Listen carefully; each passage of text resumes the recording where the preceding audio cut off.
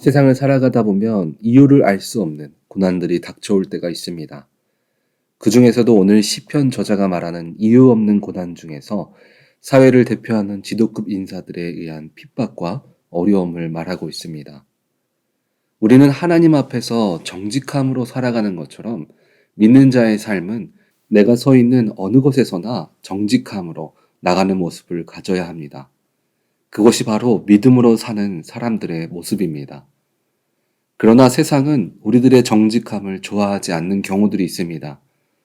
모든 사람들이 부정으로 나아갈 때 그 한 사람의 정직함 때문에 관례라는 이름으로 덮어진 부정들을 행하지 못하기 때문입니다. 우리가 하나님 앞에서 정직한 것처럼 세상 앞에서 정직할 때 세상이 우리를 향한 시선을 이렇게 말해주고 있습니다. 오늘 시편 저자가 겪은 현실을 보면 본문 161절에 고관들이 거짓으로 나를 핍박하오나 나의 마음은 주의 말씀만 경외하나이다.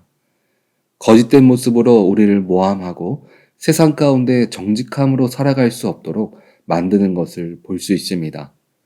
몇 년 전에 한 치과 의사의 양심 선언으로 논란이 일어났던 적이 있습니다. 양심 선언을 한 치과 의사는 자신이 인수한 병원에서 이전에 원장에게 치료를 받은 대부분의 환자들이 과잉 진료를 받았다는 사실을 알게 되었습니다. 기본 치료만 받아도 되는 환자들에게 과잉 진료를 하면서 이익을 챙긴 사실들을 알리게 되었습니다. 그리고 후에 유튜브를 통해서 과잉 진료를 하는 것이 의사들 사이에 당연하게 일어나는 일들이기 때문에 조심해야 한다는 정직한 정보들을 나누기도 했습니다. 양심 선언을 한 의사분은 치과협회의 다른 동료들에게도 원망을 받고 또 많은 비난을 받았다고 합니다. 그럼에도 그 의사분은 굴하지 않고 여러 정직하지 못한 사례들을 사람들에게 알리는 일들을 계속하였습니다. 하지만 현실은 치과협회에서 이런 사실들을 알고 윤리위원회를 통해서 면허를 취소해도 면허를 재발급받으면 다시 의사로 일을 할 수 있는 것이 현실이라고 합니다. 세상은 우리가 이익이 있다면 정직하지 않은 것을 나쁘다고 하지 않습니다. 오히려 정직한 우리들을 이상하게 여기고 융통성이 없다라고 말하는 경우들이 있습니다. 그럼에도 믿는 자의 삶은 정직함을 잃어버리면 안 됩니다. 내가 늘 하나님 앞에 선 것처럼 살아가야 합니다. 그런데 그 결과는 핍박과 어려움이 있을 수도 있습니다. 그 속에서 많은 사람들이 갈등할 것입니다. 내가 다시 세상의 방법으로 돌아가야 하나? 아니면 그럼에도 불구하고 믿는 자로 정직함을 유지할 것인지를 고민하게 될 것입니다. 그 속에서 우리가 마음을 쉽게 정하지 못하는 이유는 내가 세상 가운데 정직함으로 오히려 비판을 받고 평범하지 않다는 평가를 받기 때문입니다. 그리고 정직하지 않을 때 오히려 이득이 생기는 경우들이 있기 때문입니다. 그때 오늘 시편 저자는 그래도 우리는 하나님이 기뻐하시는 모습으로 나아가야 함을 말해주고 있습니다. 본문 163절을 보면 나는 거짓을 미워하며 싫어하고 주의 율법을 사랑하나이다. 세상이 뭐라고 해도 우리는 주님의 말씀을 사랑하고 그 말씀대로 살아가기 위해서 노력해야 합니다. 혹시 여러분 인생 가운데도 정직함 때문에 고통 가운데 계신 분이 계십니까? 아니면 어떤 것을 선택해야 할지 고민 가운데 계신 분이 계십니까? 오늘 시편 저자는 그 정직함으로 세상은 나를 힘들고 어렵게 할 수 있다라고 말합니다. 하지만 그 안에 기쁨이 있는데 그것을 164절에 이렇게 얘기합니다. 주의 의로운 규례들을 말미암아 내가 하루 7번씩 주를 찬양하나이다.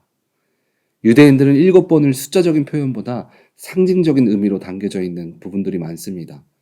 시편 저자는 내가 정직함으로 하나님을 자주 찬양하게 되었다라고 말합니다. 오늘 시편 저자는 내가 정직함을 통해서 고난을 받을 때와 또 유혹을 받을 때 스스로 문제를 해결하지 않았습니다. 정직함을 통해서 세상과 부딪혀 나가는 현실 속에서 주님께 두드리는 삶을 살아 나아갔습니다. 하나님 앞에 늘 두드렸기 때문에 그의 입술은 입술 가운데 찬양이 떠나지 않았고 하나님 앞에 감사가 떠나지 않았습니다. 우리의 힘으로는 유혹을 이겨나가고 정직함을 지키는 일들이 쉽지 않습니다. 하지만 주님이 그 안에 함께 하시면 고통 가운데 기쁨이 되게 하시고 능히 이겨나가는 자로 우리를 세워주심을 믿으시기 바랍니다. 그런데 거짓을 이겨나가는 삶은 세상의 삶에서만 나타나는 문제가 아닙니다. 우리가 지켜나가는 신앙 속에서도 거짓된 행복, 거짓된 은혜가 있는 경우들이 있습니다. 언제 이런 경우들이 생기게 될까요? 신앙 안에서 하나님을 먼저 만나는 것보다 내 체면이 앞설 때 거짓된 신앙들이 나타나게 됩니다. 헬스 트레이너 선생님들이 자주 하는 말이 있습니다. 몸은 거짓말하지 않습니다. 내가 먹은 만큼 몸이 반응하고 내가 운동한 만큼 변화가 생긴다라고 말합니다. 신앙도 마찬가지입니다. 거짓된 것에는 어느 순간 빈틈이 생기고 분열을 만듭니다. 그리고 거짓된 행복과 거짓된 은혜에는 결국 사람의 힘으로 감당할 수 없는 일들이 나타나기 시작합니다. 반면에 진실된 신앙 안에는 그 시간이 때로는 더디게 가는 것처럼 보일 수 있습니다. 근육 운동을 하다 보면 지치는 이유 중에 하나가 한 달하고 두 달이 지나도 아무런 변화가 보이지 않기 때문에 지치고 포기하게 됩니다. 그런데 당장은 근육통으로 힘들고 지치지만 그 노력들이 결국은 정직하게 몸으로 나타나게 됩니다.